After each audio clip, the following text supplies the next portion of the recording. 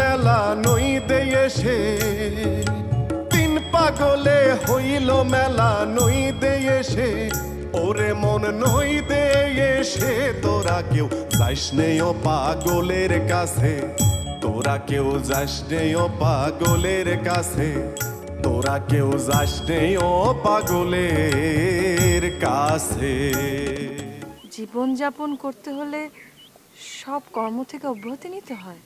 দিবসের শেষ সূর্য শেষ প্রশ্ন উচ্চারিল পশ্চিম সাগর তীরে নিস্তব্ধ সন্ধ্যায়। কে তুমি? পেল না উত্তর। ওকে বিয়ে দিয়ে দেন। এই অবস্থায় বিয়ে? তমাল কিন্তু সব দিক দিয়েই যোগ্য, যেমন দেখতে শুনতে তেমন লেখাপড়ায়। আপনার মা নাকি মানসিক ভারসাম্য হারিয়ে ফেলেছিলেন? আমার আম্মু সুইসাইড করেছে। আমরা ভাবছি আপনার চিকিৎসা আমরা করব। আমার চিকিৎসা করবেন মানে? আমরা একটা ব্যাপারে বিশ্বাস স্থাপন করতে চাই, মানুষের যে রোগ হয় তা সারিয়ে তোলার উপাদান তার নিজের শরীরই আছে। মানুষের শরীর অনেক রোগ প্রতিরোধ করতে পারে। রোগ হয়ে গেলে সেটা শরীরের ভেতর থেকে প্রতিকার করা যায় কিনা আমরা সেই চেষ্টা করব। কিভাবে? আমাদের চারপাশের জগতের সহযোগিতা নিয়ে, এই আলো, বৃক্ষ, বাতাস, জল, এই সব দিয়ে।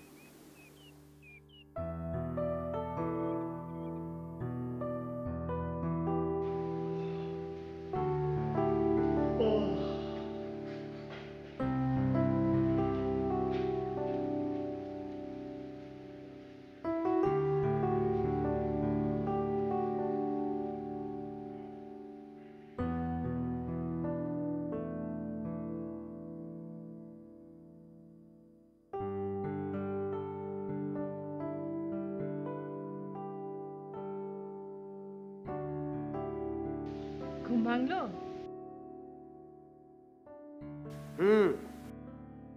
ঘুম না, মনে হলো মৃত্যু থেকে জায়গায় উঠেছি। আপনারা কেউ কি সহজ করে কথা বলতে পারেন না? সহজ করেই তো বললাম, অবশ্য জীবন যদি সহজ হয়।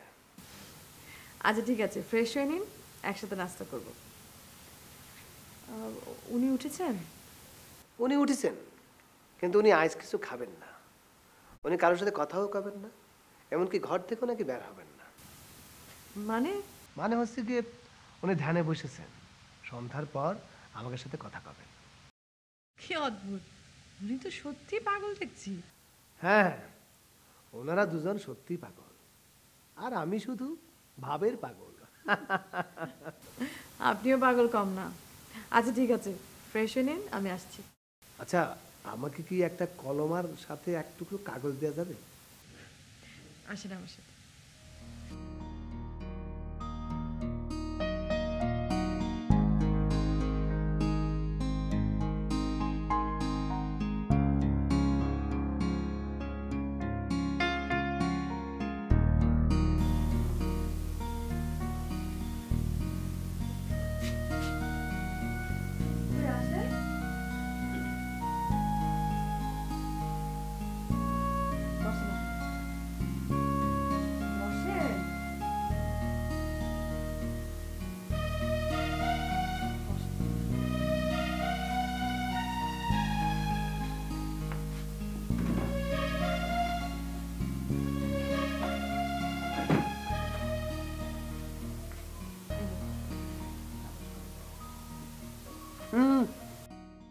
দাঁড়ান দাঁড়ান, নড়েন না, দাঁড়ান।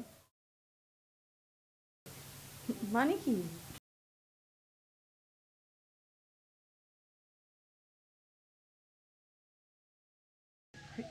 কি করছেন বুঝতে পারছি না কিছুই।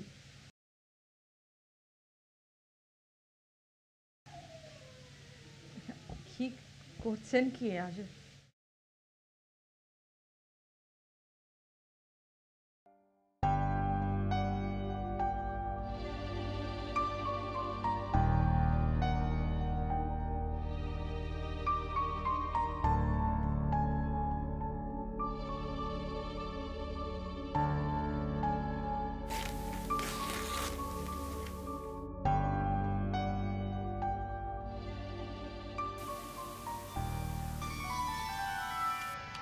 গড, এক মুহূর্তের মধ্যে আপনি আমার ছবি এঁকে ফেললেন। এক মুহূর্তের মধ্যে? কমের মধ্যে আমি এই কম্মটাই করতে পারি। এক মুহূর্তে আমি যে কোনো ছবি আঁকি দিতে পারি। আপনারা এক একজন দেখছি বিরাট প্রতিভাবান। আমি এই ছবিটা সারা জীবন রেখে দিব। না না না, এই ছবিটা আপনাকে রাখার জন্য দেয় নাই, এটা আপনি পুড়ে ফেলবেন। পুড়িয়ে ফেলবো? এত সুন্দর ছবি? এর চেয়ে অনেক সুন্দর জিনিস আমরা পড়ে ফেলি, আপনি নিজেই তো পড়ে ফেলছেন। আমি আপনাকে আরো অনেক সুন্দর সুন্দর ছবি এঁকে দেব, আপনি সব ছবি পড়াই ফেলবেন, মনে করবেন নিজেকে নিজে পড়াচ্ছে। যত পড়াবেন তত আপনার মনের এবং শরীরের যন্ত্রণা কমে যাবে। এটা কি আপনাদের চিকিৎসার একটা অংশ? হ্যাঁ।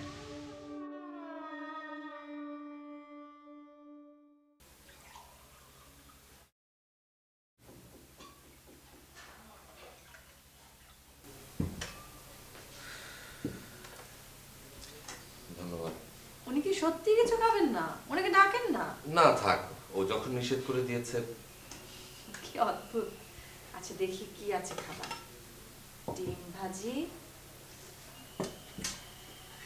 সবজি, রুটি। ডিসকাস্টিং। সকালবেলা উঠে রুটি চিপাতে যে কি বিরক্ত লাগে। খাবার দেখে কখনোই নাক ছিটকাবেন না। খাদ্যই জীবন, খাদ্যই আপনি। 2-3 দিন যে না খাই থাকে সেই বুঝতে পারে খাদ্যের কি মূল্য। আপনারা কখনো না খেয়ে দেখেছেন?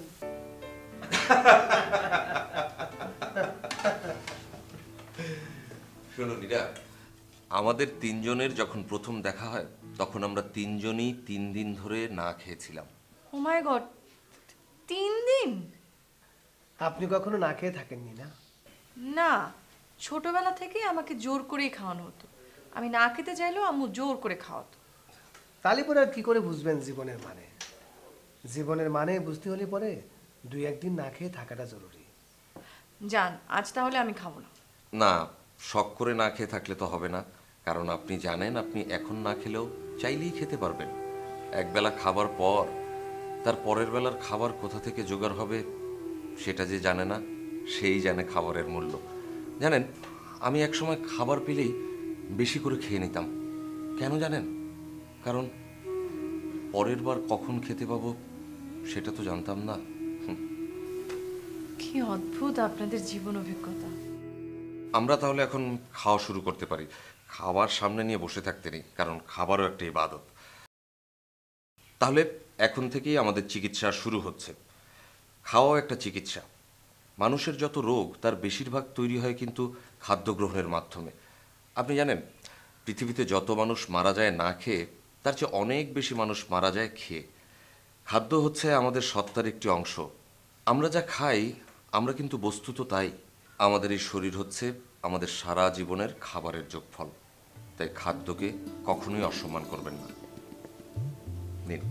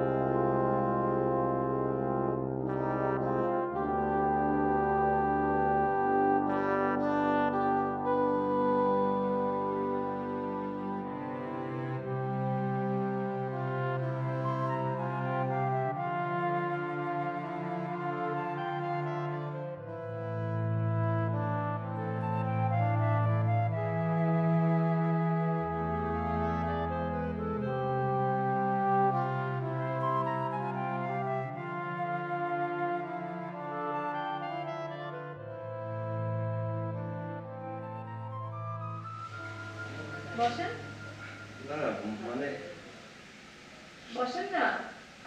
আচ্ছা ধন্যবাদ, আপনি আসুন না, বসুন আমাদের সঙ্গে, বসেন।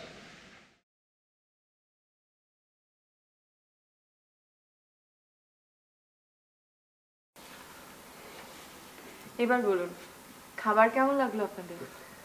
আমাদের আর খাবার, যে কোনো খাবার হলেই আমাদের তৃপ্তি লাগে। আপনার কাছে কেমন লেগেছে সেটা বলুন। আমি তো এমন খাবার রোজই খাই, কিন্তু সত্যি বলতে এত তৃপ্তি নিয়ে আমি জীবনে কোনোদিন খাবার খাইনি।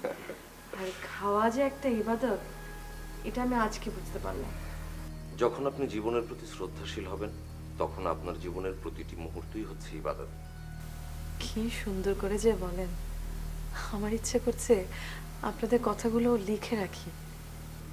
মনের খাতায় লিখে রাখেন, সব কথা কি আর খাতায় লিখে রাখা যায়? আপনি যখন জগৎটাকে ভালোবাসতে পারবেন, তখন আর আলাদা করে কোনো কিছু লিখে রাখার দরকার নেই, কারণ আপনি নিজেই তো তখন সেটা লিখছেন। আমরা সবাই আসলে জগৎটাকে লিখছি, অথবা জগৎই আমাদের লিখছে।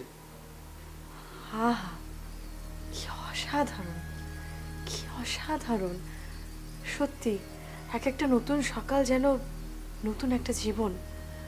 আজকের সকালটা আমার জীবনে একেবারেই নতুন রূপে আবির্ভূত হয়েছে। এই আকাশ, এই আলো, আমি যেন নতুন করে দেখছি। আপনি সেরে যাবেন, ভালো হয়ে যাবেন। আপনি যখন জীবনটাকে ভালোবাসতে শিখেছেন, দেখবেন জীবনই আপনাকে পথ দেখাই দেবে, আপনার সমস্ত রোগ থেকে আপনাকে মুক্ত করে দেবে। তাই যেন হয়। আপনারা তিনজন আমার জীবনে দেবদূতের মতো আবির্ভূত হয়েছেন। যখন আমার অসুখটা হয়েছিল, আমি তখন মনে মনে বলতাম যে এমন কেউ একজন আসুক যে আমার অসুখটা সারিয়ে দিতে পারবে। সত্যি আপনারা এলেন। আমরাও হয়তো মনে মনে আপনি কি খুঁজছিলাম, আসলে আমরা সবাই সবাইকে খুঁজি। আমরা সবাই তো একটা পাখি, তাই না? হ্যাঁ, আমরা সবাই একটা পাখি। একটা নারকোলের মালা, তাতে জল তোলা ফেলা করঙ্গ সে। একটা নারকোলের মালা, তাতে জল তোলা ফেলা করঙ্গ সে। পাগলের সঙ্গে যাবি, পাগল হবি, বুঝবি শেষে। পাগলের সঙ্গে যাবি, পাগল হবি, বুঝবি শেষে। তোরা কেউ যাস নেই ও পাগলের কাছে, তোরা কেউ যাস নেই ও পাগলের কাছে, তোরা কেউ যাস নেই ও পাগলের কাছে।